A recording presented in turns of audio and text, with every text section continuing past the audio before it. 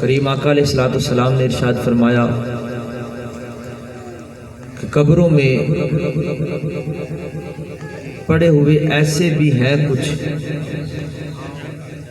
کہ جو یہ آرزو رکھتے ہیں کہ ہمارے پیچھے جو الواحقین ہیں وہ ہمیں کچھ پڑھ کے بخشے۔ ایک روایت میں آتا ہے کریم آقا علیہ الصلوۃ والسلام نے ارشاد فرمایا کہ قبر میں جو بندہ ہے، اکثریت ایسے بندوں کی ہے کہ قبر میں بندہ ایسے ہوتا ہے کہ جیسے کوئی بندہ ڈوب رہا ہے اور آواز دے رہا ہے کہ مجھے کوئی بچا لے۔ یہ مثال دے کے ارشاد فرمایا کہ کچھ لوگ ایسے ہیں کہ قبروں میں جو گزرنے والے کو آواز دیتے ہیں کہ کوئی گزرنے والا ہمیں کچھ پڑھ کے بخش دے، گزرنے والا استغفار کر کے ہمیں احسان کر دے، کوئی گزرنے والا ایک مرتبہ درود پڑھ کے، ایک مرتبہ سورہ فاتحہ پڑھ کے ہمیں بخش دے۔ میرے کریم آقا علیہ الصلوۃ والسلام یہ فرما رہے ہیں، اور ہمیں کبھی دائیں سے، کبھی بائیں سے، کبھی آگے سے، کبھی پیچھے سے آوازیں ایسی بھی ملتی ہیں کہ کچھ لوگ کہتے ہیں کہ جب بندہ مر جائے معاملہ ختم ہو جاتا ہے۔ مرنے سے معاملہ ختم نہیں ہوتا۔ کریم آقا علیہ الصلوۃ والسلام نے ارشاد فرمایا کہ موت مومن کے لیے تحفہ ہے، اور جسے کچھ تحفہ ملے وہ ختم نہیں ہوتا۔ تحفہ دیا اس لیے جاتا ہے کہ محبت کو بڑھایا جائے۔ دوسری روایت میں میرے کریم آقا علیہ الصلوۃ والسلام نے ارشاد فرمایا قبر المؤمن روضۃ من ریاض الجنہ، کہ مومن کی قبر جنت کے باغوں میں سے ایک باغ ہوتی ہے۔ اب بتائیے آپ کہ قبر جو جنت کے باغوں میں سے ایک باغ ہے، باغ میں جنت میں مردہ رہے گا یا زندہ رہے گا؟ زندہ رہے۔ یاد رکھیں یہ سلسلہ ہے۔ اقبال کے خطبات پڑھیں تو اقبال کہتا ہے کہ یہ موت بندے کو مارنے کے لیے نہیں آتی، موت بندے کو مارنے کے لیے نہیں آتی، صرف جہان چینج کرنے کے لیے یہ آتی ہے۔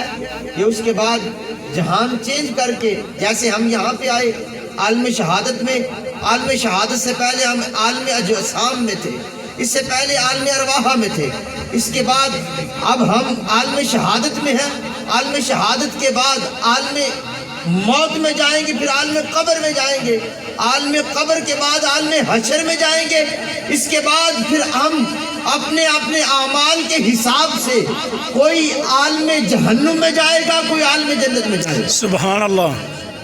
بے شک بے شک۔ اگر مرنے سے معاملہ ختم ہو جائے تو بتائیے جو بندہ فوت ہوتا ہے اسے غسل دیا جاتا ہے، اور پھر کہا جاتا ہے کہ اسے غسل کیوں دے رہے ہو؟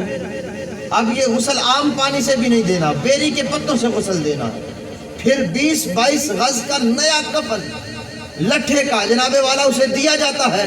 بتائیے اگر مرنے سے معاملہ ختم ہو جاتا ہے تو یہ جو ہم کفن دے رہے ہیں، یہ غسل دے رہے ہیں، اس کا مطلب کیا ہے؟ پھر جب جنازہ گاہ کی طرف لے کے قبرستان کی طرف جایا جاتا ہے تو شریعت کہتی ہے کہ اس بندے کو آہستہ سے لے کے جانا، زیادہ دوڑنا نہیں، زیادہ تیز نہیں چلنا۔ اب یہ شریعت نے آداب بتائے ہیں۔ بتائیے اگر مار کے معاملہ ختم تو پھر دوڑ لگا کے لے کے کیوں نہیں جاتے؟ اب یہ بندہ زندگی میں تھا، آپ بھی ہیں، میں بھی ہوں۔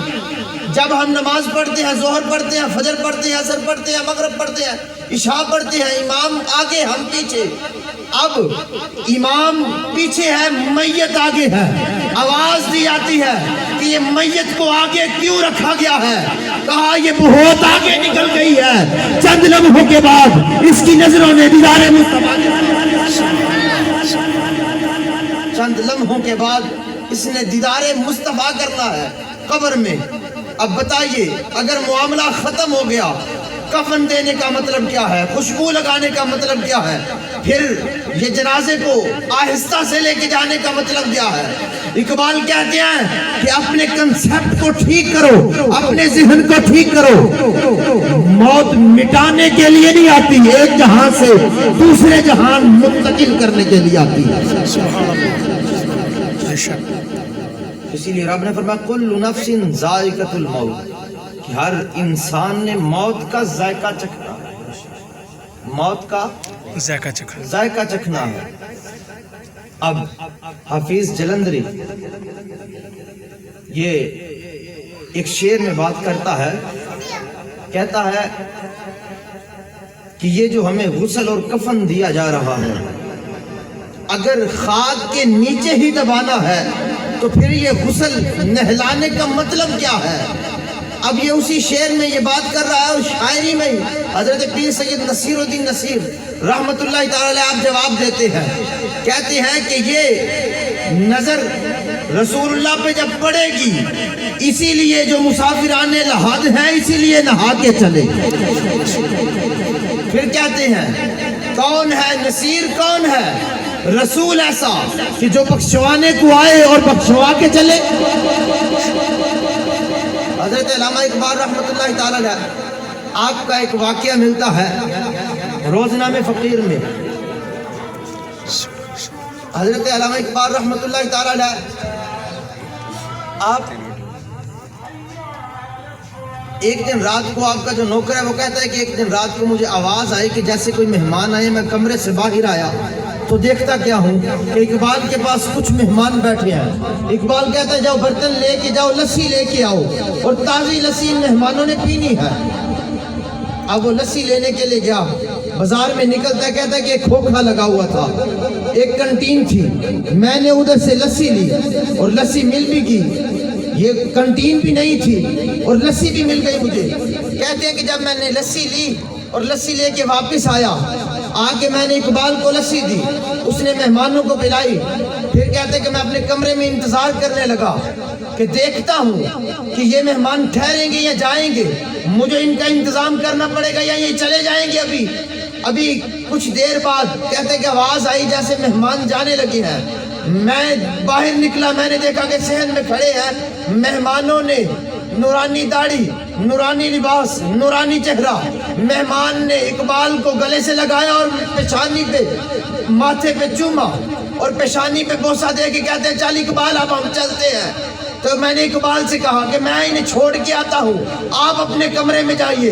کہتے ہیں کہ دروازے سے ایک قدم باہر اور دوسرا گلی کے آخری کونے پہ۔ کہتے ہیں کہ میں حیران ہو گیا، پریشان ہو گیا کہ یہ جسمانی قدم نہیں، یہ کوئی روحانی قدم ہے۔ کہتے ہیں کہ میں پھر آگے کو نکلا، جب میں آگے نکلا نہ کھوکھا نظر آیا، نہ وہ بابا جانے والا نظر آیا۔ میں آیا اقبال کے پاس، اس کے قدموں میں بیٹھ گیا، میں نے کہا اقبال سگی گزر گئی، نہ میں نے ان کو آتے دیکھا، نہ میں نے جاتے دیکھا، نہ میں نے ان کو تجھ سے ملتے دیکھا، بتا یہ آنے والا کون تھا؟ اقبال نے کہا تو جا کے اپنا کام کر۔ اقبال کی جلالی طبیعت تھی، جلال میں آ گیا، کہا اقبال نے کہا چھوڑ ان کو، تو جا کے اپنے کمرے میں بیٹھ۔ کہا اقبال نہیں، بتا۔ میں رونے لگا۔ اس نے کہا کہ پھر ایک وعدہ کر، تو میری زندگی میں یہ راز فاش نہیں کرے گا، کسی کو نہیں بتائے گا۔ کہا میں وعدہ کرتا ہوں تیری زندگی میں یہ بات کسی کو نہیں بتاؤں گا۔ کہا پھر سن، آنے والے خواجہ اجمیری تھے جو لسی لگا کے ادھر کنٹین پہ بیٹھے تھے، وہ داتا علی اجمیری تھے۔ سبحان اللہ۔ جو آنے والے تھے وہ خواجہ معین الدین چشتی اجمیری اجمیر والے تھے، اور جو لاہور میں ادھر میں بیٹھ کے جو استقبال کرنے والے تھے وہ داتا گنج بخش علی اجمیری تھے۔ بتائیے اگر موت مارنے کے لیے آتی ہے تو پھر یہ سارا نظام کیوں؟ میرے کریم رب نے ارشاد فرمایا من عمل صالحا من ذکر او انثى وَهُوَ مُؤْمِنٌ فَلَنُحْيِيَنَّهُ حَيَاةً طَيِّبَةً، بندہ ہو مومن، نیک صالح عمل کیے ہوں، پیچھے اولاد چھوڑی ہو جو نیک اعمال کر کے صالح ثواب کرتی رہے، تو یاد رکھو وہ بندہ قبر میں مرتا نہیں ہے، اسے حیات طیبہ دی جاتی ہے۔ اسی لیے ہم حافظ سے جاتے ہیں خالق کائنات ہم سب کو اسی طرح اپنے بزرگوں کو یاد رکھ کے ان کے صالح ثواب کا اہتمام کرنے کی